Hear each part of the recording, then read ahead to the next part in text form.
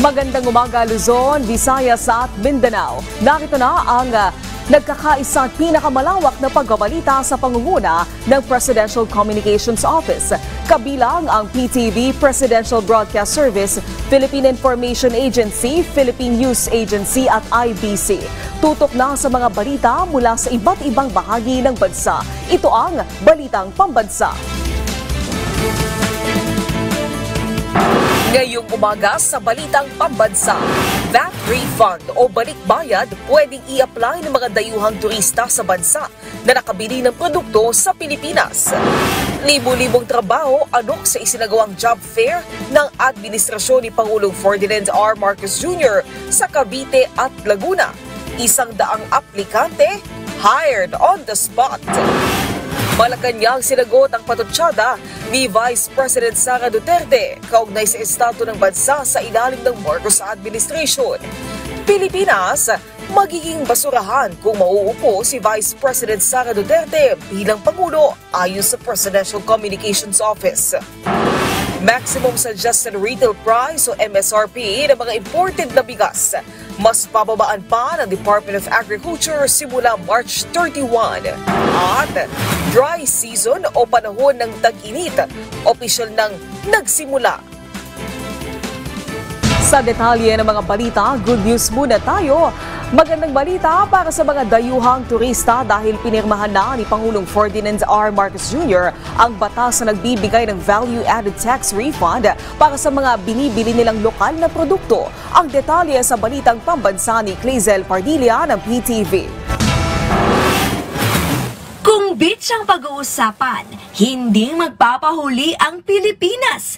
Kaya hindi nakakapagtaka na napa-Love the Philippines ang mga dayuhan gaya ng mag-asawang Larson at Clemens mula France. Well, the beaches were very nice. We really appreciated the Filipino people. It seemed to be very sociable, very smiley, very nice people in general. Sa katapusan ng Marso, aalis ang mag-asawa. Baon ang memories at kaunting souvenir na bibilhin sa bansa. Pero mukhang mapaparami sila dahil maaari nang mag-apply ng VAT refund ang mga foreign visitor na nakabili ng mga produkto rito sa Pilipinas. Alinsunod sa isinabatas ni Pangulong Ferdinand R. Marcos Jr. na VAT Refund for Non-Residents Tourists Act, papayagan ang mga dayuhang turista na mag-claim ng 12% value-added tax refund. Sakop nito ang mga damit, electronics, alahas, accessories, souvenir, pagkain at iba pang gamit. Kailangan nagkakahalaga ng 3,000 piso kada transaksyon. Katumbas yan ng 360 pesos na VAT refund na ibibigay sa cash o electronic platform. We're going to go to the mall tomorrow, and we saw that the prices are a lot less expensive than in countries such as France. I think it's a very good initiative. Anything that can help gross domestic consumption in each country is very good. Umaasa si Pangulong Marcos na mas marami pang turista ang bibisita sa bansa dahil sa VAT refund. May mga ibang bansa na po na ito din po ang kanilang ginagawa para makapang-akit ng mga turista. So ito po ay isang paraan lamang po para mas marami pong turista ang pumunta sa ating bansa at ito din po ay makakapag-inganya rin po na bumili ng mga produkto dito sa ating bansa. Taya ng Department of Tourism, lalago sa 228 billion pesos ang kita ng bansa sa mga turista. Higit na mas malaki kumpara sa 4 billion pesos na ibabalik na VAT refund ng gobyerno. Bukod sa pagsigla ng ekonomiya, tiyak ding makapag-iinganyo ito ng mga local producer na gumawa ng mga produkto na magbibigay ng mga trabaho para sa mga Pilipino. Hindi lamang Pilipinas ang may ganitong programa, pati na rin ang Europe, Canada, Japan at Australia. Siniguro naman ng Administrasyong Marcos ang matatag na VAT refund system. Dapat yung mga accredited na mga tindahan lamang po ang mag-i-issue ng mga resibo para po hindi po tayo maloko ng mga nagpapanggap ng mga turista, nagpapanggap ng mga bumili ng mga produkto mula sa Pilipinas. Makukuha ang VAT refund mula sa mga accredited na tindahan at VAT refund operator. Kailangan ipakita ang passport at resibo at ibiyahe palabas ng Pilipinas ang produkto sa loob ng 60 araw mula ng binili. Mula sa PTV Manila, Calezal Pordilia, Balitang Pambansa. Nanawagan ang Department of Foreign Affairs sa mga Pilipino na huwag maniwala sa mga job offers sa Thailand na walang kontrata o working visa. Ang pahayag ay ginawa ni DFA Undersecretary Eduardo de Vega matapos mabiktima ng human trafficking ang ilang Pinoy sa Thailand. Si Gab Villegas ng PTV sa Balitang Pambansa. Mismong mga opisyal ng pamahalaan ang sumundo sa 176 na mga Pilipinong biktima ng human trafficking sa bansang Myanmar. 5:16 ng madaling araw ng Miyerkules, lumapag sa NAIA Terminal 1 ang Philippine Airlines Flight PR8502 na mula Bangkok, Thailand. Sumalubong sa mga biktima ang tulong mula sa gobyerno. Kabilang ang psychological services, financial at legal aid mula sa whole of government team na binubuo ng Department of Foreign Affairs, Department of Migrant Workers, Bureau of Immigration, Department of Social Welfare and Development, Department of Health, National Bureau of Investigation, Department of Justice at NAIA Task Force Against Trafficking. Bawat isa sa kanila nakatanggap ng 50,000 pisong tulong pinansyal mula sa Action Fund ng DMW at 10,000 piso mula naman sa OWA. Sila rin ay nirefer sa reintegration programs at upskilling training ng DMW sa pamamagitan ng TESDA para matulungan silang makapagsimula muli. Matatandaan noong Martes, nauna nang dumating sa bansa ang 30 Pilipinong biktima rin ng human trafficking sa nasabing bansa. Ang DFA at DMW nagpaalalang mag-ingat laban sa mga kaduda-dudang job offers na lumalabas sa social media. Huwag basta-basta maniwala sa mga job offers sa Thailand na walang kontrata, walang working visa. Bawal magtrabaho doon sa Thailand kung walang work visa. Huwag umalis ng walang work visa. Kailangan dumaan sa Licensed Recruiting Agency ang BMW. Dagdag pa ni Kakdak, maging mapanuri sa illegal recruitment agencies lalo na sa ASEAN region na visa-free. Madali lang kasing umalis kahit passport lang ang dala. Nilinaw rin ng kalihim na para sa turismo ang pagiging visa-free ng mga ASEAN member states at hindi para sa pagtatrabaho. Dagdag pa ng DMW, indikasyon ng illegal recruitment ang minadaling proseso ng mga papeles, pure online transaction at pagtawid sa mga isla bago makarating ng Malaysia o Thailand. Para makita kung lehitimo ang recruitment agency o ang inaalok na trabaho, bisitahin ang www.dmw.gov.ph at i-report ang illegal recruitment agency sa DMW Migrant Workers Protection Bureau sa numerong 02-8721-0619. Mula sa People's Television Network, Gabo Milde Villegas para sa Balitang Pambansa. Naging matagumpay ang paglulunsad ng job fair ng administrasyon ni Pangulong Ferdinand R. Marcos Jr. sa Dasmariñas City, Cavite at Binyan, Laguna. Ayon sa Malacanang, mahigit 100 aplikante ang hired on the spot mula sa isinagawang trabaho at serbisyong pangkalusugan sa bagong Pilipinas. May 8,000 bakante pang trabaho ang kasalukuyang iniaalok. Una nang sinabi ni Pangulong Marcos Jr. na layo ng pamahalaan na makahanap ng trabaho para sa ating mga kababayan na swak sa kanilang kakayanan. Target itong bigyan ng disenteng mapagkakakitaan ng mga Pilipino at mapagaan ang buhay ng kanilang mga pamilya. Tiniyak ng administrasyon ni Pangulong Ferdinand R. Marcos Jr. ang patuloy na suporta sa mga Pilipinong nagtatrabaho sa ibang bansa. Hinikayat ng Malacanang ang overseas Filipino workers na maging mahinahon kasunod ito ng ulat ng paglulunsad umano ng Zero Remittance Week ng ilang grupo ng mga OFW bilang protesta sa pagkakaaresto ni dating Pangulong Rodrigo Duterte na nahaharap sa crimes against humanity. Ayon kay PCO Undersecretary Claire Castro, ang gobyerno ay nagsasagawa lamang ng mga hakbang na naaayon sa batas at inaasahan niyang magiging patas ang pananaw ng mga OFW na nagreklamo. Ipinunto rin niya na mas maraming OFW ang hindi sasali dahil maaapektuhan nito ang sarili nilang pamilya. Hinihikayat naman ni Castro ang mga OFW at ang buong bansa na magpakita ng mahinahong pag-uugali. Gobyerno po ay tumutulong sa OFWs, hindi po kinakalaban ang OFWs. Sabi nga po natin, hindi po natin sisikilin kung ano man ang maging kagustuhan ng mga OFW kung sila magpapahatid ng kanilang remittance o hindi. Huwag lamang po silang lalabag sa batas. Yun lamang po. Samantala, naging matagumpay yung resupply mission at Joint Maritime Patrol ng Philippine Coast Guard at BFAR sa Panatag Shoal at sa kabila ng presensya ng Chinese vessels. Nagpapasalamat ang mga mangingisda sa pamahalaan dahil sa inisyatibo nito para itaas nila ang moral ng mga mangingisdang Pilipino sa lugar.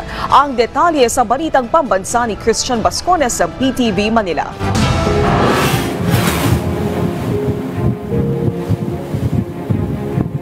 Kasabay ng pagsikat ng araw ang pagsalubong sa mga barko ng Bureau of Fisheries and Aquatic Resources o BFAR ng mga Pilipinong mangingisda sa Panatag Shoal o kilala rin sa tawag na Scarborough Shoal. Bahagi ito ng 3 araw na resupply mission at Joint Maritime Patrol ng Philippine Coast Guard at BFAR. Dito sinuplayan ang mga mangingisda ng krudo bilang konsumo nila sa pangingisda. Nasa 60,000 litro ng krudo, groceries, sako-sakong bigas at mahigit 80,000 pisong halaga ng gamot ang ibinahagi sa mga mangingisda. Sa tulong po sa amin, sir, ng BFAR, nabibigyan po kami, sir, ng fuel sa sir, kasi malaking tulong po sa aming mangingisda yun. Kasi po, sir, malaking kabawasan sa konsumo namin. More or less, sir, na yung kumbaga, sir, pagbibili kami ng fuel, sir, yung mga kagaya ng mga maliit na bangka, sir, umaabot din ang kumukonsumo ng 30 mil, sir. Habang isinasagawa ang resupply mission, agad na pinalibutan ng 7 barko ng China Coast Guard ang mga barko ng Pilipinas. Nag-deploy ng Rigid Inflatable Boat o RHIB ang CCG para iharas ang mga bangka ng mga mangingisda na lumalapit sa mga barko ng Pilipinas. Sinubukang harangan ng China Coast Guard ang resupply mission, pero hindi sila nagwagi sa kanilang intensyon.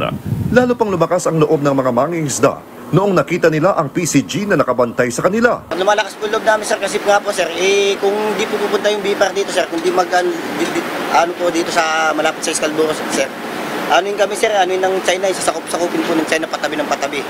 Kaya po pag habang nandiyan po yung mga China, mga Philippine Coast Guard at saka BFAR po, siyempre po na sila na hanggang gambala sila sa na hanggang doon na lang sila kung sakaling hindi nila kasi po yung hayaan po ng BFAR at saka Coast Guard yung mangingisda dito, sir, talagang malaki pong potensya ng sasakupin ng China, sir, hanggang tabi. Aminado ang mga mangingisda na takot silang mangisda, pero kailangan nila itong suungin para sa kanilang hanap buhay. Natatakot din po kami, sir, kasi minsan po, sir, pag dumidikit kami dyan, sir, sinasalubong na kami yan binubusinahan na kami yan, sir, papalisin talaga kami yan. Kaya kung hanggang saan lang po sa dash line nila, hanggang doon lang po talaga, sir. Dati kasi, sir, 20 miles lang. Ngayon hanggang 30 miles na lang sila, nagpapalis na sila. Isinalaysay ni Jonathan ang panggigipit na ginagawa ng China. Lagi po silang naharas sa amin pag dumadaan kami kasi yung mga payo namin nasa weste po ng Scarborough. Tayo sa Panatag Shoal, nasa weste ng Panatag Shoal. Pag dumadaan po kami doon, inaharas po kami. Walang daan po na hindi po kami naharas. Pinatid po kami sa 30 nautical miles o 40 nautical miles. Kaya yung krudo namin, ubus-ubus talaga. Kasi makatipid kami, hindi na kami makatipid. Nagpapasalamat ang mga mangingisda sa pamahalaan na siyang nagpapataas ng kanilang moral na mangisda sa teritoryong sariling atin. Hindi na po kami pinapalis pa pag nandito po sila. Yung BFAR at saka yung Coast Guard po. Kaya malaking tulong din po sa amin na nandito po sila. Mula sa People's Television Network, Christian Bascones, Balitang Pambansa. Bumuelta ang Malacanang sa naging pahayag ni Vice President Sara Duterte na patungo na umano sa basurahan ng Pilipinas. Giit ng Malacanang mas dapat pagtuunan ng Vice-Presidente na alamin ang prioridad niya at tungkulin sa bansa. May balitang pambansa si Clazel Pardilla ng PTV.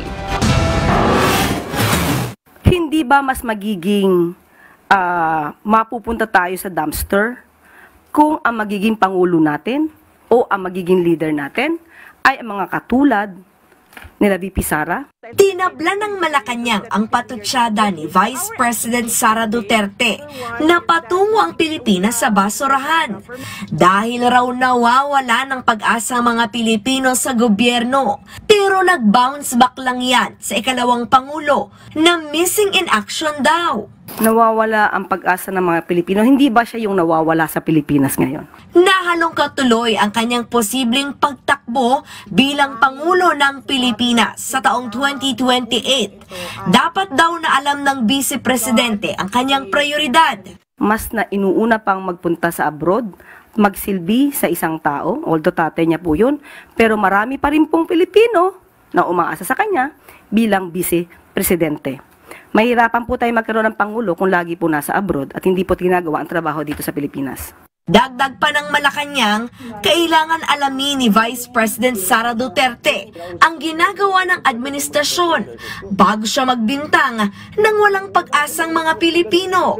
Talagang mabubulagan siya kapag hindi po niya inaalam kung ano ang naging trabaho at magiging trabaho ng administrasyon sa pangunguna ni Pangulong Marcos. Alam niya po dapat ang obligasyon bilang Vice Presidente. Sabi nga natin, ang Pangulo natin na sinasabi niya na mukhang wala na tayong pag-asa, nasa Pilipinas, nagtatrabaho. Araw-araw, may inaanunsyo tayong good news. Pero ang Vice Presidente, nasaan? Sa pinakahuling survey ng social weather stations noong January 17 hanggang 20, nasa 50% ng mga Pilipino ang nagsabing may mataas na tiwala kay Pangulong Ferdinand R. Marcos Jr. Mula sa PTV Manila, Calezal Pordilia, Balitang Pambansa. Inihayag ni National Security Council Assistant Director General Jonathan Malaya na hindi bubuwagin ni Pangulong Ferdinand R. Marcos Jr. ang National Task Force to End Local Communist Armed Conflict o NTF-ELCAC. Ito'y bilang tugon sa panawagan ni Gabriela Party List Representative Arlene Roses na alisin ang NTF-ELCAC. Ayon pa kay Malaya, inatasan sila ng Pangulo na ipagpatuloy ang magandang nasimulan sa paglaban sa terorismo. Ipinagmalaki din niya na nangihina ang puwersa ng makakaliwang grupo dahil na rin sa pagkamatay ng ilang pinuno ng Communist Party of the Philippines New People's Army at o CPP-NPA at ang pagpapanatili ng Localized Peace Agreement. Sa ngayon ay may mahigit 1,000 miyembro na lang ng makakaliwang grupo ang natitira sa ilang lugar sa bansa at isang guerrilla front. Samantala, siniguro naman ni Malaya na hindi na makakapanggulo ang mga NPA sa paparating na eleksyon sa Mayo. We thank the President for his 100% support to the NTF-ELCAC and we commit to his directive to continue our efforts to finally end communist armed conflict in this country within his term. Mas bababaan pa ng Department of Agriculture ang maximum suggested retail price o MSRP ng mga imported rice sa 45 pesos kada kilo simula March 31. Unang ipinatupad ng DA ang MSRP na may inisyal na 58 pesos sa kada kilo ng bigas noong Enero dahil nananatiling mataas ang presyo ng retail nito sa kabila ng pagbaba ng taripa sa imported na bigas sa 15% at pagbaba ng global prices. Ikinatuwa ng maraming commuter ang pagpapalawig ng LRT-1 sa kanilang operasyon ng 30 minutes. Sa bagong schedule ng LRT-1, 10:30 p.m. na ang huling biyahe ng tren mula sa Dr. Santos Station, habang 10:45 naman aalis ang huling tren mula sa Fernando Poe Jr. Station. Paglilinaw ng Light Rail Manila Corp, walang naging pagbabago sa oras ng unang biyahe ng tren at ipatutupad lang ang extended operating hours tuwing weekdays. Layunin ng extended operating hours na tulungan ang mga commuter na umuuwi ng gabi, gaya na lang ng mga nagtatrabaho sa night shift. Samantala, tuloy na ang dagdag pasahe sa LRT-1 simula April 2. 20 pesos na ang pinakamurang single journey ticket mula sa dating 15 pesos. We really studied it well, no? Kasi we wanted to make sure na it will not significantly impact the available maintenance window.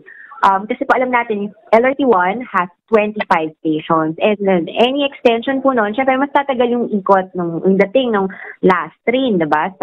From the line to the depot, no? May mga maintenance works yan. Syempre kailangan namin gawin ito to ensure yung continuous availability, reliability, and safety of our service. Opisyal na ang pagsisimula ng summer o panahon ng tag-init sa Pilipinas. Ito'y matapos kumpirmahin ng Pag-asa ang pagtatapos ng amihan season.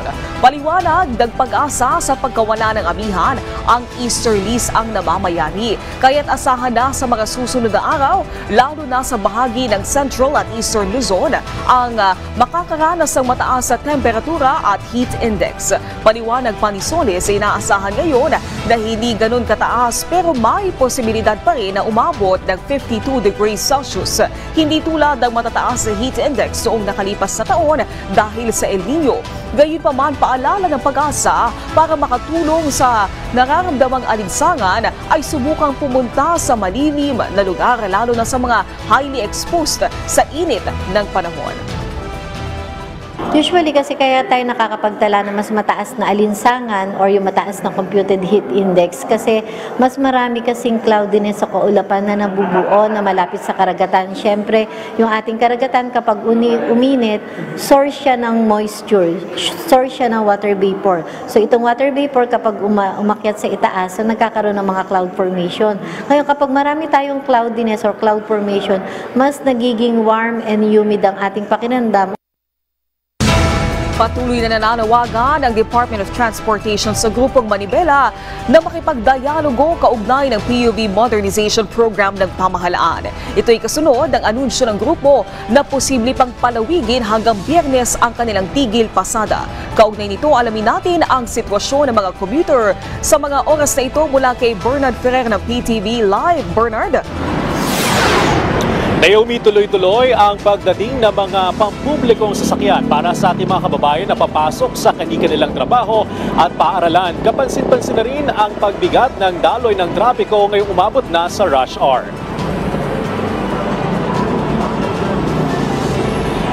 Nananatiling normal ang sitwasyon sa Commonwealth Avenue sa Quezon City. Isa ito sa pinakabalang lugar dahil malapit sa residential area at mga establishmento tulad ng iba't ibang government agency, maging ang University of the Philippines. Sunod-sunod ang dating ng mga pampasaherong sasakyan.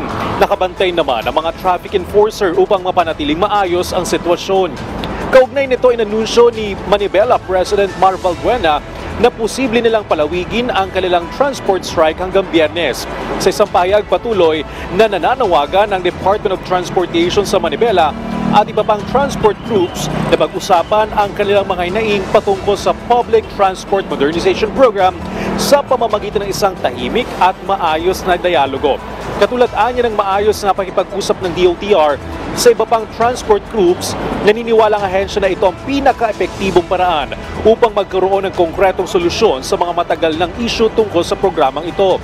Nare-respeto anya ng DOTR ang karapatan ng Manibela at iba pang transport groups na magsagawa ng kilos protesta, ngunit hindi dapat itong makakaapekto sa kabuhayan ng mismong mga driver at operator na umaasa sa pagpapasada para sa kanilang pang-araw-araw na kabuhayan, lalong-lalo na sa biyahe ng mga commuter at motorista. Kahapon, tiniketa ng Metropolitan Manila Development Authority ang 15 public utility jeepneys nang harangin ng mga miyembro ng Manibela ang bahagi ng Connecticut Corner EDSA habang idinaraos ang kanilang kilos protesta. Inisyuhan ng violation tickets ang mga jeepney dahil sa illegal parking at obstruction malapit sa gusali ng DOTR. Ang Connecticut Street ay bahagi ng Mabuhay Lanes, alternatibong ruta para mapaluwag ang EDSA at iba pang pangunahing kalsada sa Calacang, Maynila.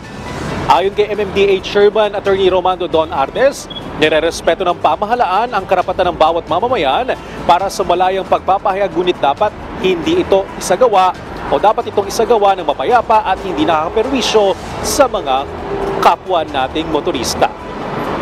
Naomi, umusad pa ang daloy ng trapiko sa magkabilang bahagi ng Commonwealth Avenue, ngunit ramdam na ang pagbigat o pag-isikip ng mga sasakyan. Paalala naman sa ating mga motorista ngayong Huwebes, bawal ang mga sasakyan nagtatapos sa plakang may numerong 7 at 8 mula alas 7 ng umaga hanggang alas 10 ng umaga at muli alas 5 ng hapon hanggang alas 8 ng gabi. Balik sa iyo, Naomi. Maraming salamat, Bernard Ferrer. Samantala, bukod sa pagsasanay sa mga bumbero, target din ng Bureau of Fire Protection na magkaroon ng sariling fire station ang mga LGU sa Ilocos Norte. Si Rani Dorilag na Radyo Pilipinas Lawag sa Balitang Pambansa. Sunod-sunod ang pagdating ng mga ambulansya, fire trucks at mga bumbero dito sa San Nicolas, Ilocos Norte. Pero hindi yan responde sa sunog o rescue operations, kundi isa lamang pagsasanay sa pamamagitan ng isang Fire Olympics. Yung nga pong ating disaster risk reduction management, may 4 na thematic areas. Yung ating preparedness, prevention, the response, tsaka yung rehabilitation. Itong ating ginagawang mga pagsasanay at nagkaroon nga tayo ng ititest natin ngayon yung kanilang pagsasanay through the competition. Bukod sa pagpapalakas sa kanilang kakayahan at kahandaan sa pagtugon sa pagresponde sa sunog at mga kalamidad, pinagsusumikapan din ng Bureau of Fire Protection na magkaroon ng sariling fire stations ang 23 LGUs ng lalawigan. Yung iba, pinapagamit lang ng mga LGU or pinapagamit ng LGU o kaya meron naman mga BFP own, pero hindi pa po talaga yung mga typical na fire station na kung saan masasabi naman natin na comfortable yung mga bumbero na naka-duty. Samantala, nagsagawa rin ng arts contest para sa mga kabataan ang BFP Ilocos Norte. Layunin nito na mas maging epektibo ang kampanya nila kontra sunog ngayong Fire Prevention Month. Mula PBS Radyo Pilipinas Lawag, Rani Durilag para sa Balitang Pambansa. Biliran Business and Franchise Expo nagbigay ng pagkakataon para ipakita ang malawak na potensyal ng mga negosyo sa lalawigan kung saan nagsama-sama ang mga lokal na negosyante na nagbigay ng interes at pag-asa para sa mas maraming oportunidad sa iba't ibang industriya. Ang detalye sa Balitang Pambansa ni Rodrigo Victoria ng PIA Biliran. Nakikita ng business sector, Department of Trade and Industry at ng lokal na pamahalaan ang potensyal ng pagninegosyo sa lalawigan ng Biliran. Sa ginanap na kauna-unahang Biliran Business and Franchise Expo, ilang lokal na mga negosyante ang kinakitaan ng interes upang umuhunan sa iba't ibang klase ng negosyo. Ayon kay Ditay Biliran Provincial Director Faustino Gayas Jr., ang Business Expo ay nagsilbing one-stop shop sa mga gustong mamuhunan. Nabigyan din ng impormasyon ang mga negosyante ng mga paraan at kalaman sa pagkukunan ng puhunan. Samantala, desidido namang tulungan ng mga business at franchise owners ang mga negosyante sa lalawigan upang mapalago ang kanilang mga negosyo. Kami po, mga franchising company, nandito para tulungan ang mga Bilirano kung paano talaga magpatakbo at magtayo ng isang negosyo. Binigyang diin naman ng Local Enterprise Development and Investment Promotions Office ng LGU Biliran na ang ginanap na Business Expo ay makakatulong sa pag-unlad ng ekonomiya ng lalawigan. Mula sa Philippine Information Agency, Biliran, Rodrigo Victoria, Balitang Pambansa. Maraming salamat sa pagsama sa amin ngayong umaga. Tumutok muli sa ating programa mamayang alas 12 ng tanghali kasamang buong puwersa ng Presidential Communications Office. Ito ang nagkakaisang puwersa ng pagbabalita mula sa PTV. Ako si Naomi Tiburcio. Ito ang Balitang Pambansa.